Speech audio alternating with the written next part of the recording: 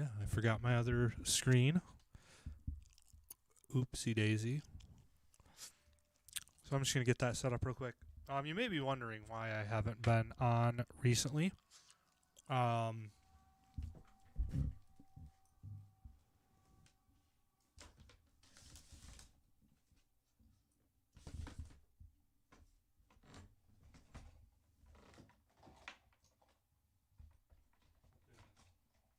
the cord's not plugged in. Give me a second. I was not ready to hit start streaming.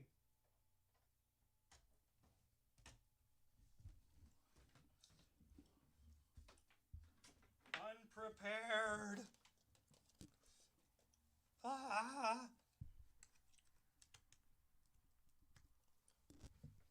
Okay.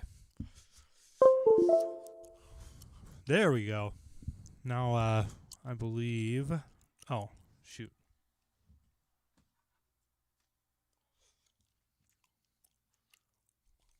Source. There we go. Then I've got to make this...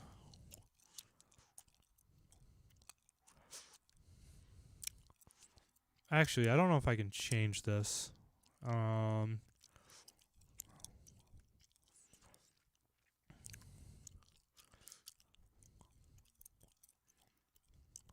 Whoa.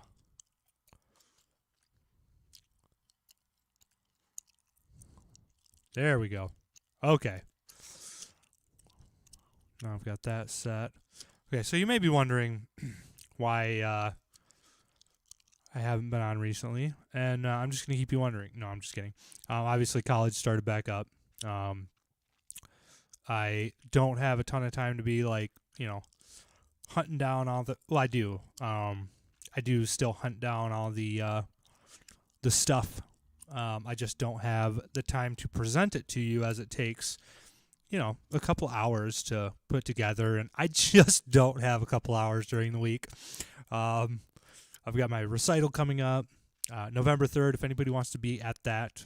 SVS, Sherman Van Wilkinson. Oh, wow. Or Sherman Van Solkema. I don't know, something about that. But anyway, I don't have time. Maybe after my recital, I'll have a bit more time to be presenting news to everybody. I had a comment on YouTube. Somebody asked me why I didn't cover the... Oh, there we go. Why I didn't cover the comic from a few weeks ago in the Lanthorn. They were like, oh, it's a stupid non-existent YouTube page. Well, obviously I exist.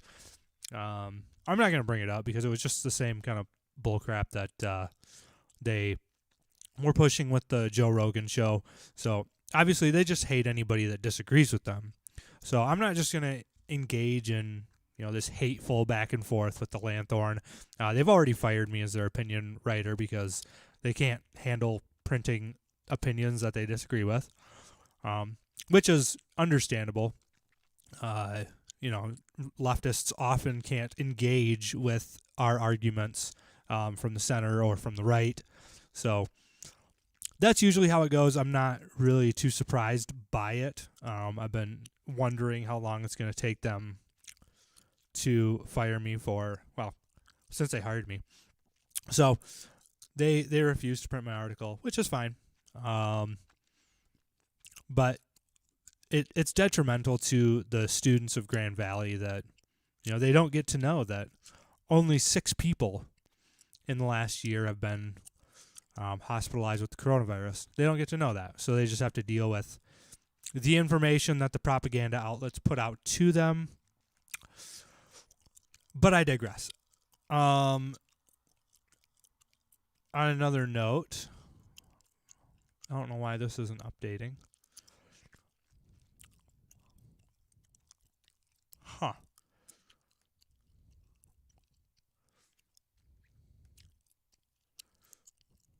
Give me just a minute to pull up Jim's show. I am going to stream Jim's show today because Obviously, I'm not going to have a show this week. My recital has not happened yet. I'm actually going to go practice while I listen to Jim's show on Facebook, just for the views. But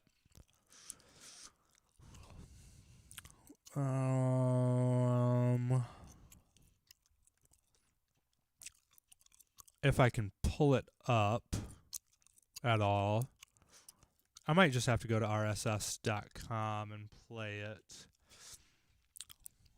Yeah, I guess I'm gonna go to Podbean. We'll use Podbean. So I'm gonna stream Jim's show for you. If you have heard me, Jim is a lot smarter than I am. He's also a lot more level-headed than I am, a lot more centrist. Or he can speak in a lot more centrist of a manner. So, that's part of the reason that I brought him on. Well, that's the biggest reason I brought him on. He's a smart dude, knows what he's talking about. I'm just trying to fill time right now because I'm still pulling up the bean of pods. Okay, episode list.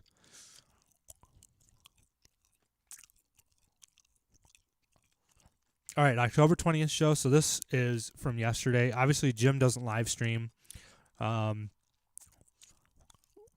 If I don't know, maybe someday he'll be able to, or he'll want to. But right now he just does the recording, sends it to Podbean, which is great. I love that he does this. I love that he helps keep us informed. So without further ado, everybody, Jim Cooper.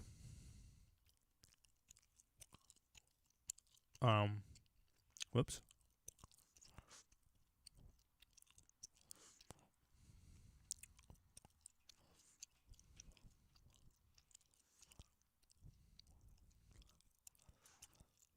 Crap. Well, that wasn't further ado. Here's more ado. I don't know how. Oh, maybe this. Nope.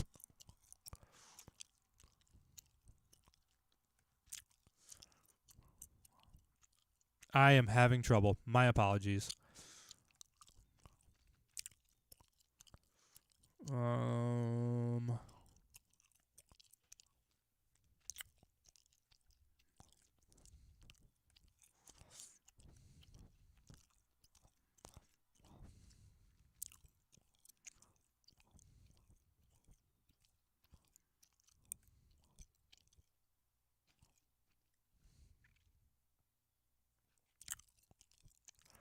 Well, this is silly. I can see that the show's here, but the last show I can listen to is my show, which I don't want to listen to. I streamed top-down control, so I don't need to listen to it.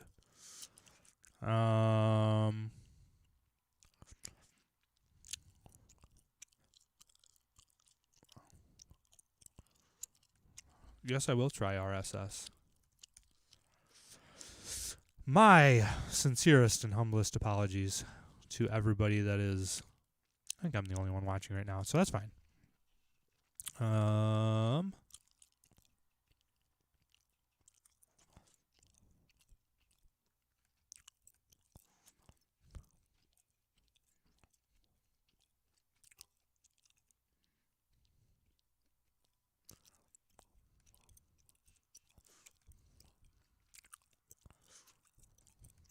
Okay, here we go. Now I think I can play it.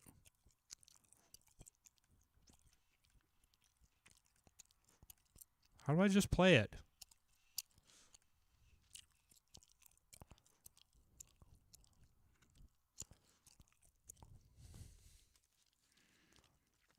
There we go. Okay. I figured it out. Here it is. Now, without further ado, Jim Cooper, everybody.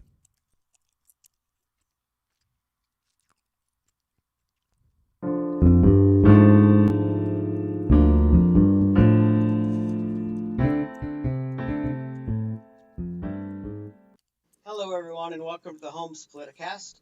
My name is Jim, and I'll be your host today for this hour of the show. Um, Lots to talk about. First, I want to start with my quote for this week. It's from Leonardo da Vinci, and it said, "I awoke only to see that the rest of the world is still asleep." And many times that's how I feel, is I do the show. The whole world is still asleep, and there's only a few of us who are awake and seeing what's happening. We're going to start with the first story is from News Nation Now, and it is a story about Benton Harbor. The headline is Michigan declares emergency over lead. Governor visits. Michigan Governor Gretchen Whitmer said she visited Benton Harbor on Tuesday to listen to residents who had been urged to use bottled water because of elevated levels of lead in their tap water. This sounds familiar, doesn't it? Whitmer's stop, which wasn't publicly disclosed until it was over, came hours after city commissioners unanimously declared an emergency and empowered Mayor Marcus Muhammad to lead Benton Harbor's response. "We've heard the cry of the people. Anything the mayor needs from this commission, we're going to work with him tooth and nail," Commissioner Dwayne Seats said. Benton Harbor, a predominantly black, mostly low-income community of 9,700 people, is in southwestern Michigan, 100 miles from Chicago. Lead levels in water have exceeded the federal threshold. Unlike Flint, where state-appointed managers switched the water source and then didn't properly treat it, the situation in Benton Harbor is different in some ways. Benton Harbor, like many communities, gets water from Lake Michigan, but the system moves water through old lead pipes. Some experts believe a drop in water volume due to fewer customers has also contributed to contamination. Lead is considered harmful at any level, and children are particularly vulnerable because it can slow growth and result in behavioral problems. The state is providing free water to residents for cooking and drinking. "We will not rest until every parent feels confident to give their kid a glass of water knowing that it is safe," Whitmer said in a written statement. The cost to replace about 6,000 lead service lines is estimated at $30 million. Nearly $19 million in state and federal money has been set aside, and Whitmer hopes the Republican-controlled legislature will agree to use more federal money to reach the goal. The mayor was asked at a news conference if he was disappointed that Whitmer hadn't acted sooner. "My Bible says that money solveth all things," Muhammad said. "This is a $30 million job, and the money was not there 3 years ago." He said nobody wins in a blame game. "She can't act alone," Muhammad said. "This is a democracy. I'm just happy today to stand here and say we do have the money. We are moving forward." Separately, the State Senate Oversight Committee asked the state's environmental agency for documents related to Benton Harbor, including email and correspondence dating to 2019, when Whitmer, a Democrat, took office. State Senator Ed McBroom, the Republican committee chairman, cited a recent Detroit News report that said that the state failed to tell residents that their water was unsafe for more than 2 years while trying treatments to reduce lead levels. The Department of Environment, Great Lakes and Energy will explain how Benton Harbor officials and residents were informed of drinking water lead levels, spokesman Hugh McDiarmid Jr. said. I have some problems in this article already. Of course, it says Whitmer's stop, which wasn't publicly disclosed until it was over. This seems to be a habit of hers. The event that I went to, the Governor Whitmer gave, it was very hush-hush. Nobody really knew about it until it was over. And I've heard that she did this at another campaign rally. I think we talked about it, actually, a couple weeks ago. Another rally where people were not told that she was there. And now a third This is the third time that I know of this year that she has gone somewhere and not told anybody until it was over. I don't know this. I don't know Mr. Muhammad what Bible he's reading. He says, my Bible says that money solveth all things.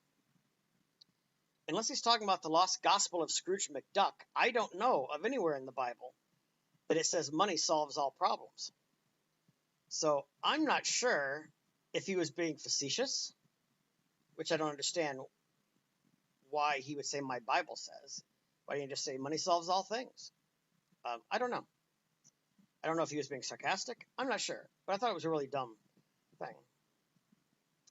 And this is why I think that money should have been put away that we got from the federal government for the pandemic response. That she keeps promising to every group, to redo the national parks, to ensure voting rights, and Detroit, and all these, repairing roads and all these other things that she claims the money is going to go to. That should have been put in a rainy day fund for emergencies like this, so that they can handle these problems. Because now she's talking about using that money for this. Well, then everyone else that she promised it to is going to lose out. So anyway, this is just another disaster. We're having, this is going to continue to be a problem, and it's not any party's fault or any particular person's fault. It's just that every politician kicks the can down the road, because these were made, most of our pipes and our sewer systems all over the country, but even here in Michigan, most of them, not some of the newer stuff that's been built, but most of them, like in those big cities like Detroit and Benton Harbor and Grand Rapids and things, these were built years ago when we didn't have, number one, we didn't have a lot of technology that we have now. And number two, when we didn't have all the knowledge, this stuff was still relatively new. And now we've had 50 or 60 or 70 years worth of testing and knowledge that we can build on and say, oh, well, lead pipes aren't good for you, or we didn't have the technology to coat those things so that it wouldn't seep into the water. So it's no particular person's fault. It was just limitations of the time. But many of our cities around the country and here in Michigan use this old, antiquated pipe system that are getting rusty, they're falling apart, they're producing poisons in our water. But it is going to be so costly and so difficult that nobody wants to tackle the problem. There's always other issues that you want to, because it's so disruptive too. Like I've told you before about Chicago and Los Angeles, particularly. One reason why I saw a special on this years ago when I was in my 20s, and it explained why it's so difficult, because these things were laid down. Many of these things were laid down when the cities were relatively small and you had dirt roads. And so you'd put these pipes in and stuff, and it was the height of sophistication and technology at that time. You had running water to businesses and things like this, and indoor plumbing and all kinds of stuff. But as years passed, the pipes weren't replaced, but the city built up over them. They started paving the roads, and in some cases they built businesses over the top of where the pipes were. So now you have these major cities, sometimes skyscrapers. You have all these, everything is paved, concrete, sidewalks. You've got, businesses everywhere. You got tourists all over the place in the summertime. And now these pipes need to be repaired because they're getting to be, 70, 80 years old, and they're going bad. But you would have to shut down almost the entire, or at least blocks at a time, and tear up all of the roads and the sidewalks. And in some cases, you'd have to tear up the floors of some of the buildings to get down to those pipes, or you'd have to reroute them. But still, they have to shut off businesses, close down businesses while they're redoing all this. It's going to take a lot of planning.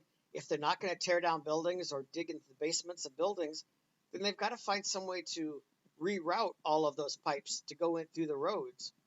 And that takes a lot of planning. That's not something you just do on the weekend. I mean, that's going to be a lot of planning And it's going to cost the taxpayers hundreds of thousands, if not millions of dollars, plus lost revenue for the businesses and aggravation for people's homes and tourists and all this kind of stuff. Nobody wants to do that project because it would just be so disruptive, and you would have everybody angry. Citizens would be angry, businesses would be angry, everyone would be complaining about it, and taxpayers will be upset that their taxes have to be raised, for all of this money and everything. So no politician really wants to deal with it. I don't blame them on a human level, because as long as it's not killing anybody yet, we know it will probably kill people in the future, but it's not killing anybody yet. Wait till it's actually doing damage, and then we'll address it. There's no point in doing this whole process if it doesn't have to be done right now, because we have other, what we consider pressing issues. Whether or not they really are is debatable, but in their mind, we have more pressing issues that we have to deal with today than have to fix all of these things that were put in 75 years ago. So they all push it down the road, but unfortunately, nothing's going to change until people start dying. And then everyone's like, you got to do something, you got to do something. And so, it's their fault for pushing it down the road, but it's not any single person's or party's fault. You can't say this is all the Democrats or this is all the Republicans or whatever. Both parties have kicked it down the road. Neither party wants to take on that project. And like I said, it would be years long. They could do it quicker, but it would be more painful, and that would be to shut down the entire city of Chicago and redo all of them. But that would just be a lunatic move. That would be suicide, political suicide. So you have to do it in batches, which means it would take years to go block by block and have to shut down the entire block, get it all done, and then go to the next block and shut down that block and reopen the block you just had. That's going to take a long time, and that's going to get on people's nerves real fast. The constant work that's going on, the noise, everything. So nobody really wants to take on that project until they absolutely have to. But this is going to be a reoccurring problem in Michigan, certainly, and around the country, but certainly in Michigan. This is going to become a reoccurring problem. At some point we're going to hear this in Grand Rapids. There's lead in the water. It's going to happen in downtown Detroit. It's going to start happening in Sterling Heights. It's going to, we're going to start seeing more cities that are suffering from this until we get the problem solved. And we haven't even fixed the Flint water crisis yet completely. We've made inroads, but still there are still some severe problems in Flint. And it's real easy to run on that. Whitmer ran on, she's going to do something about it. She's going to take care of it. Joe Biden promised he would do something about it. He would take care of it. And in all fairness, Rick Snyder promised he would take care of it after it happened. But it is such a huge undertaking that nobody really wants to tackle it. And Whitmer certainly doesn't want to tackle it right now before the election, because she'll get voted out if she's shutting down. She already went through a total lockdown last year, and the economy hasn't recovered yet. The last thing she wants to do is start shutting down more businesses so that they can redo all of the pipes and things. Sorry, I got distracted for a second. So she certainly doesn't want to do that now, as we head into an election year, raising taxes and talking doom and gloom. So it's no wonder that she snuck into town in the dead of night and then snuck out as quickly as she came in, because she doesn't want to draw attention to this, but we're going to. Attention needs to be drawn to the fact that Benton Harbor is the water will kill you right now. And so this is one of those things that if you're in Benton Harbor visiting, on business or something, it's not like a tourist area, but if you're visiting Benton Harbor, do not drink the water there. You do not drink it, because it will do serious damage to you. People need to know that.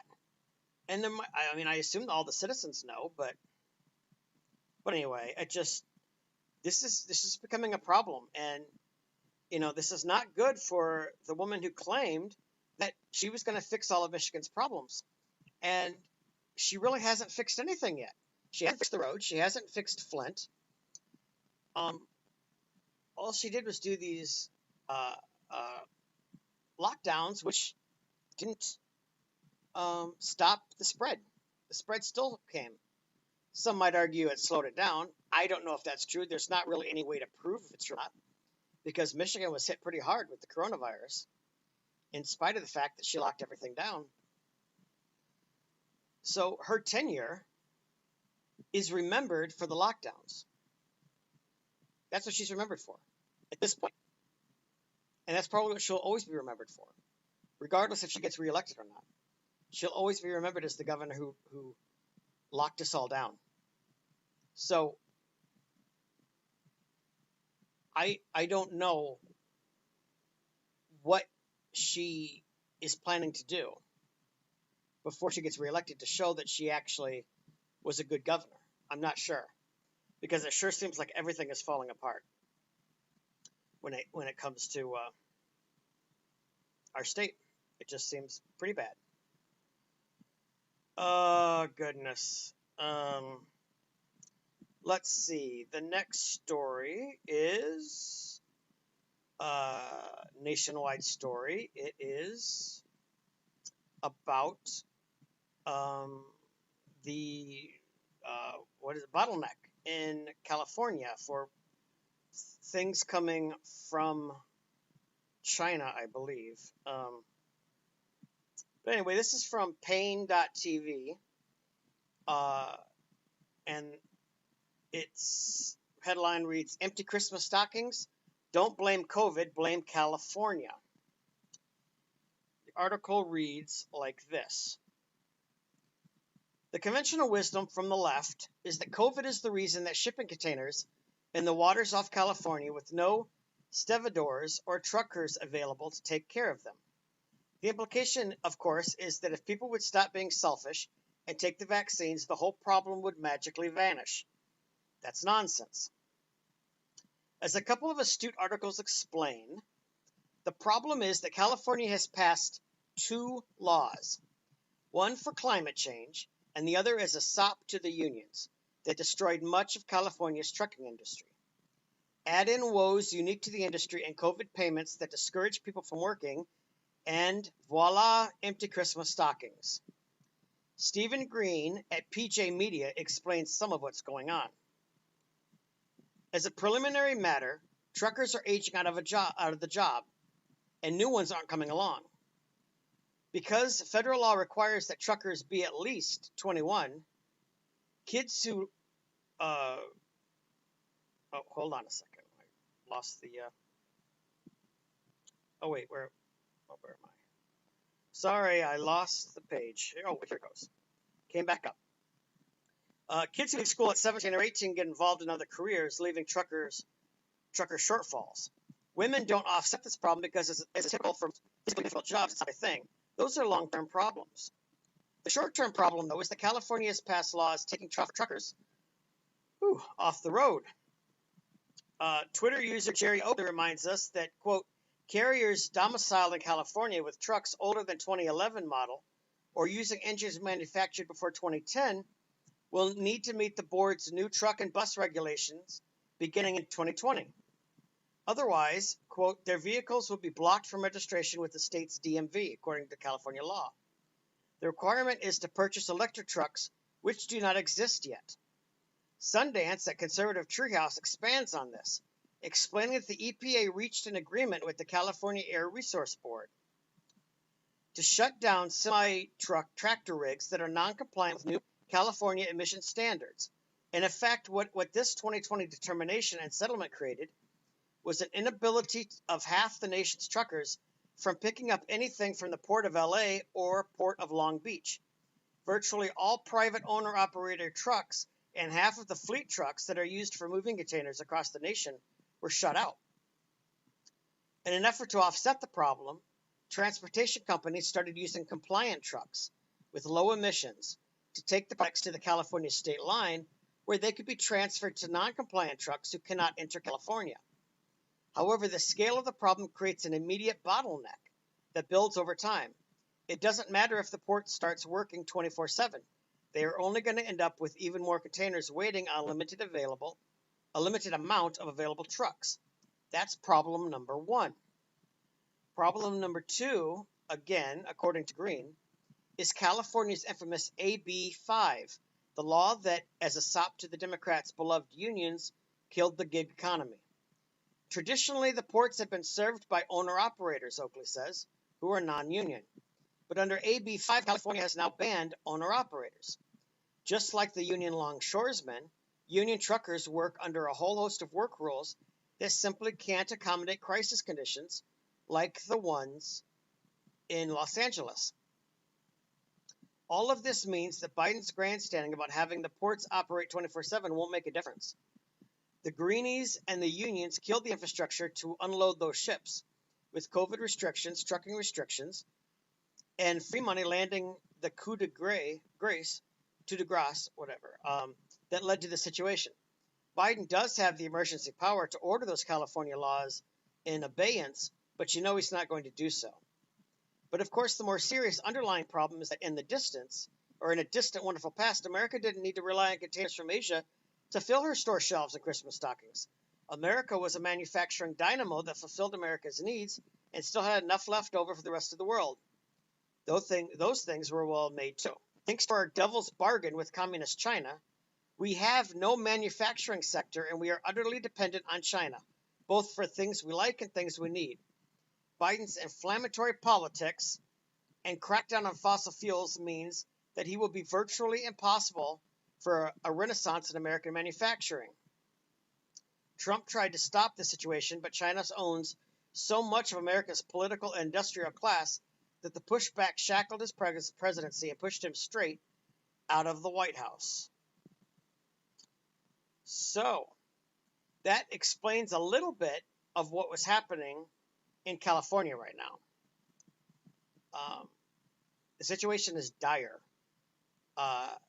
because obviously trucks can't get in there. They can't enter California unless they pass some regulations, and it's just a mess. It's just an absolute mess, and it just shows what a disaster Biden has been. He's not even been in office for a full year yet, and already he's creating disasters everywhere. Another story that I think should be brought to our attention is from Morning in America.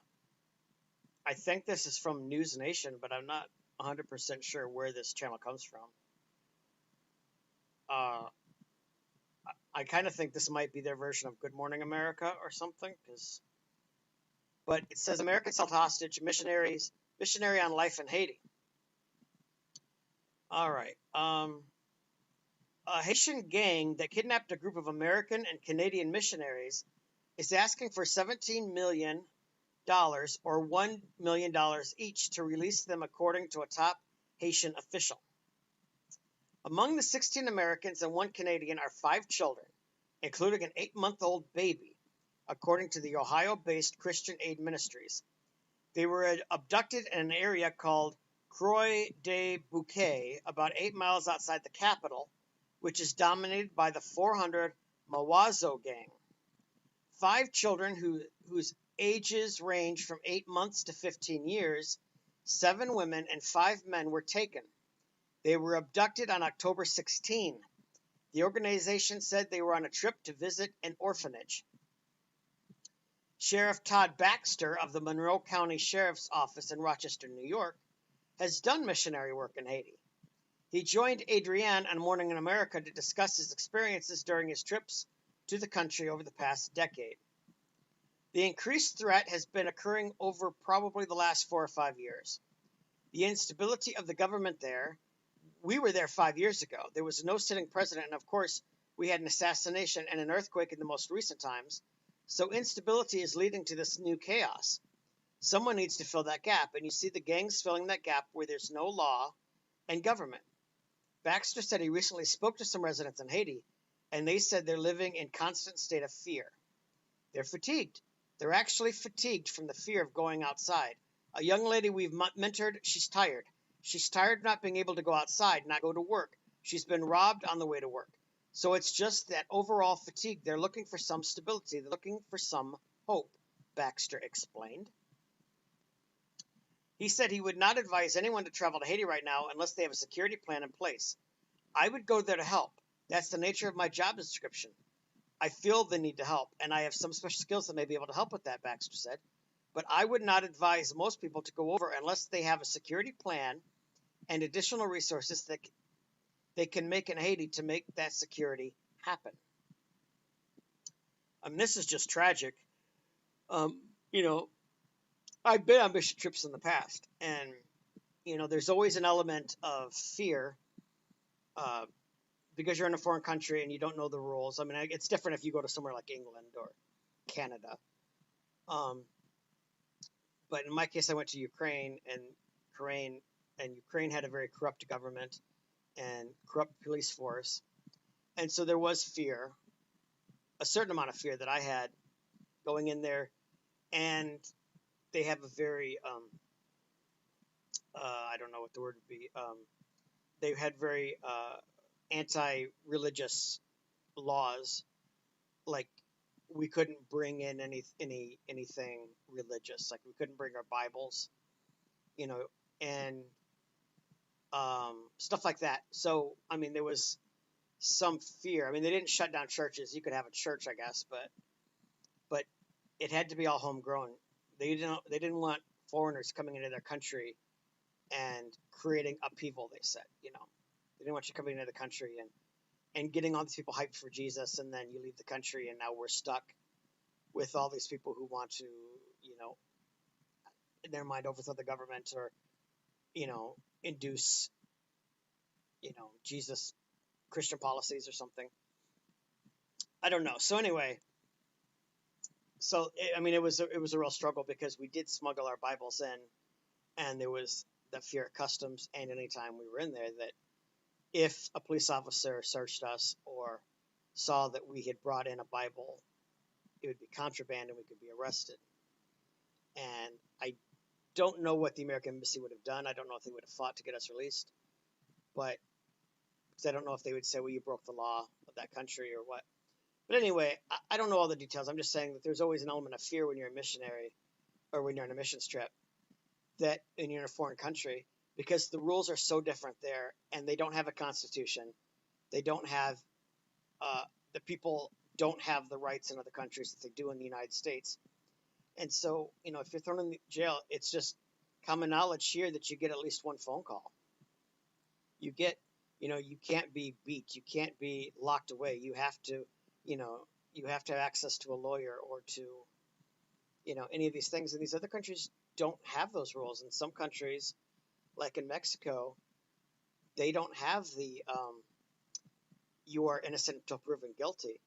If the police arrest you, you are automatically assumed to be guilty, and then you have to prove that you're innocent, which is a very hard thing to do.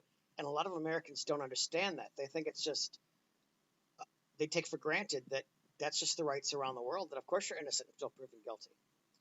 And in many of these countries, you're not. And of course, in Haiti here, that wasn't the case. It wasn't the police. I'm just using that as an example how it's always a little scary going into another nation because you don't know what could happen. And in this particular case, because the country is in absolute free fall, you know, they haven't recovered from that hurricane that went through there years ago. And then they had a major earthquake this year, and the president of the country was assassinated. The whole country is in turmoil, and there's no real police force. There's no real government right now. Everything's in disarray. And so, you know, as Christians, we have heart. We have a heart for other countries. We have a heart for Haiti. I heard about Haiti, and it wasn't something I seriously considered, but it crossed my mind that, you know, it might be good to do a mission trip to Haiti. and help rebuild some of that country and things like this. So there's always an element of danger. And so I really feel for these people who have been abducted and they're being held hostage. Now, I don't know what's going to happen. Biden has not commented yet, and I don't know if he will. But I don't know what's going to happen to them.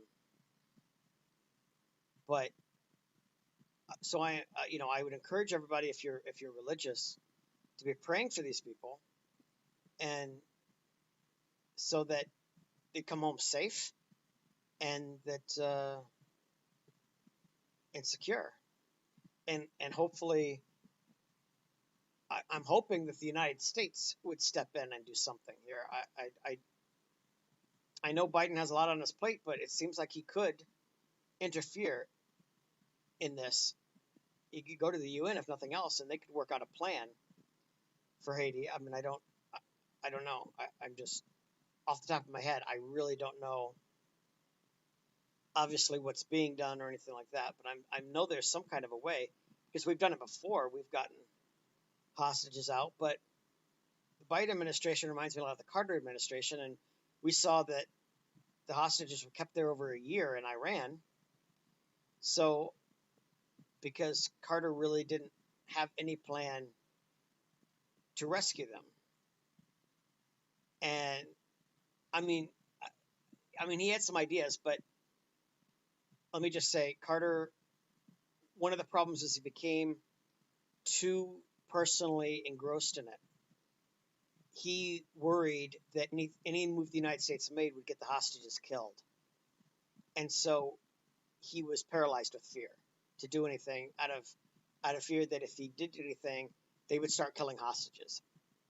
So he didn't know what to do, and he tried several other things, but always the smallest amount. He didn't want to do anything to upset the Iranians, and I fear, especially since there are kids being held hostage here, that Biden is going to tiptoe. Like, we don't want that blood on our hands. We don't want to be responsible for children being executed because we didn't take them seriously. And I would imagine that's going to be their responses. And I think that's probably why he hasn't responded to it, because, he doesn't want to acknowledge it yet, because as soon as he acknowledges it, then everyone's going to be wanting to know what's going to be done. And I don't think he knows what to do yet. And he doesn't want that image of the body bags of children coming back and everyone saying, this is your fault, Biden. You did this because you didn't pay the ransom, or you went in there like a cowboy and decided you were going to send in the military and take them all out, and they killed all these hostages, or whatever. I think that, and that's exactly what these people know. They kidnapped this group knowing that it's going to be hard for a president to order the military to go in and rescue them, because they know if these gangsters get wind that the military is coming in, they'll kill all the hostages. They'll say, yeah, you can come in and get us, but your people are going to be dead. So what? So it's pointless to even come in here. So this is why in most times in hostage negotiations, they don't have the victim's family, the people being held hostage, running the negotiations. They usually get, or they always get, a third party who has no relationship, because it's much easier for them to think clearly about what is best for the whole situation, and not, I want to save my child, or I want to save my wife, or I want to, they can be impartial and say, look, we can't, I have to assume that a certain percentage of these people aren't going to come out alive. So I'm going to have to do my best to make sure the majority of them do, and not be concerned about individual people, but thinking as the whole group. And that sounds callous, but that's what you have to do. You have to think what's best for the whole group, not what's best for each individual, because there's a good chance that at least one of them will be executed by these people to make the point that they mean business. And that's but Jimmy Carter, and I suspect Biden is this way too, became too emotionally attached. Carter studied every one of these people. He talked to their families. He learned about their lives. He became so engrossed that he couldn't imagine losing any of them. He couldn't imagine calling up the parents of any of them and saying, "I lost your kid because of what I did. Your kid died."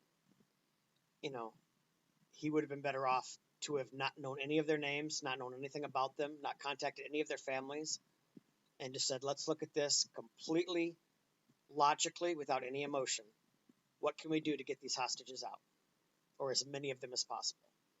And that's what Biden needs to do. But I just knowing Biden, how he's always crying and he's real empathetic, I imagine that he's going to take this personally, and it's like I don't want to do anything. I sympathize with these people. I imagine what it's like if that was my kid, or if I was one of the people in there. What would I want? And so I don't have any great what do you call it, confidence that this is going to end well. Um, and I don't know how long it'll take. They might be there a year or more, for all we know. So let's see. Was there another? Oh, there's a list here of 12 potential GOP candidates. We'll probably close out with this because we're starting to get near the end of time. But here are the 12 right now that are considering running for president. Now, some of these won't run if Donald Trump runs. So I'm just going to say Donald Trump off from the start. And then the other 11, some of these won't run if Donald Trump runs. But these are potential candidates who have expressed interest in running in 2024. And I wonder what your opinion is. We have the U.S. Senator Ted Cruz from Texas. He is the one who is considering running for president of the United States. U.S. Representative Matt Gaetz of Florida. Governor Larry Hogan of Maryland. Former Vice President Mike Pence of Indiana. Mayor of Miami Francis X. Suarez from Florida. I've never heard of that guy. Former Governor Chris Christie of New Jersey. Governor Ron DeSantis of Florida. U.S. Representative Marjorie Taylor Greene from Georgia. Former Ambassador to the UN Nikki Haley from South Carolina. U.S. Senator Marco Rubio from Florida. And businessman Donald Trump Jr. from New York. This is quite a gallery of individuals. They did not include on here Governor Kristi Noem of South Dakota. She is considering running, but she won't run if Trump runs. So, this Francis X. Suarez, the mayor of Miami, never heard of him. I don't think he would go anywhere. I have no idea.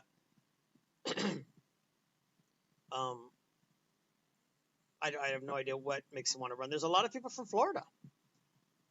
Matt Gaetz would be a disaster. Marjorie Taylor Greene would be a disaster. I think Ron DeSantis would do pretty well. Again, we're not talking about Donald Trump here. Larry Hogan, the governor of Maryland, would appeal to moderates and the establishment.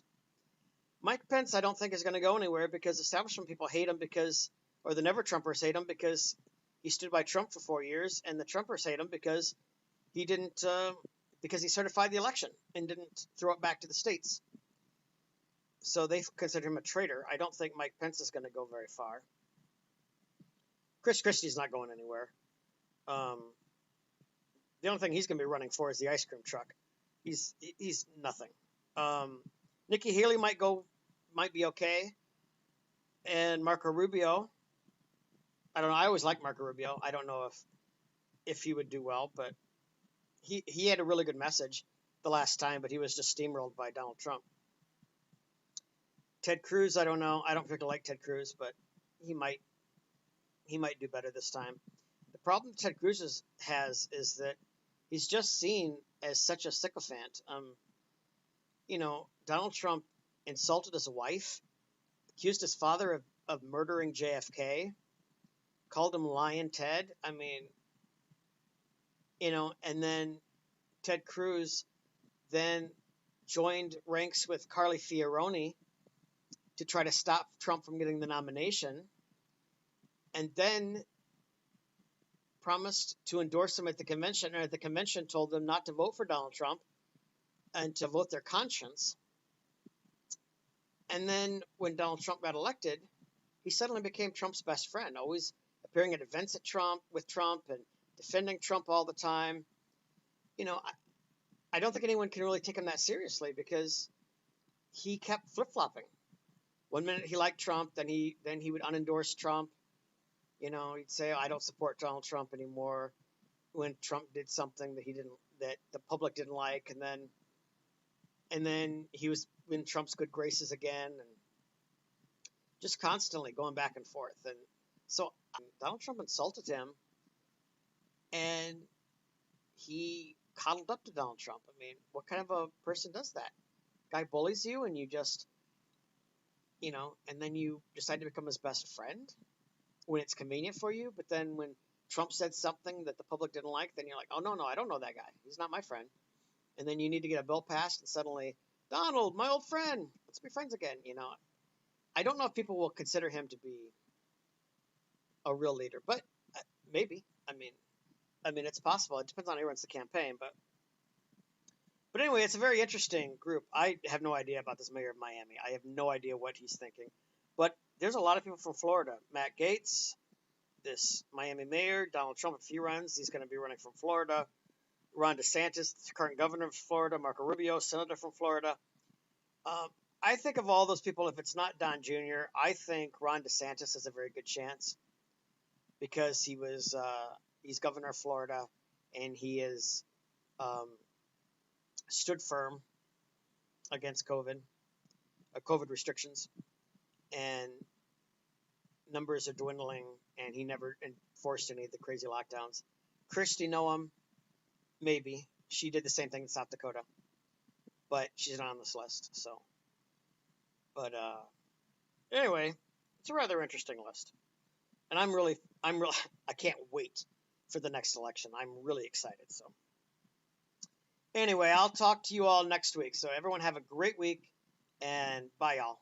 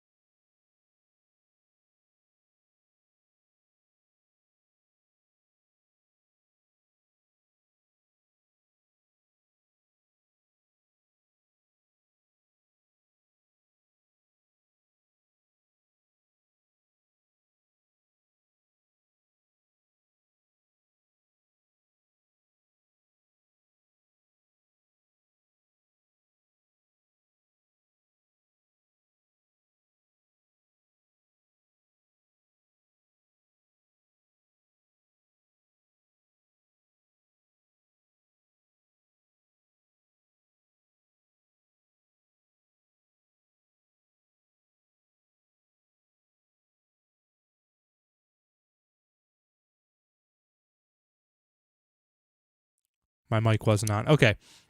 Sorry, that was Jim Cooper, everybody. I agree with him on Chris Christie. He's going nowhere. Never going to happen. Republicans hate Chris Christie because he's just a squish on absolutely everything. So, thank you guys for watching. Like this video. Smash that like button. Yeah. If you liked it, hopefully you did. Share it with your friends. Michigan news. We're not going to lie to you and manipulate numbers and try and get you scared of COVID and try and get you scared of losing your vote and all that stuff. We're just here to report what's going on.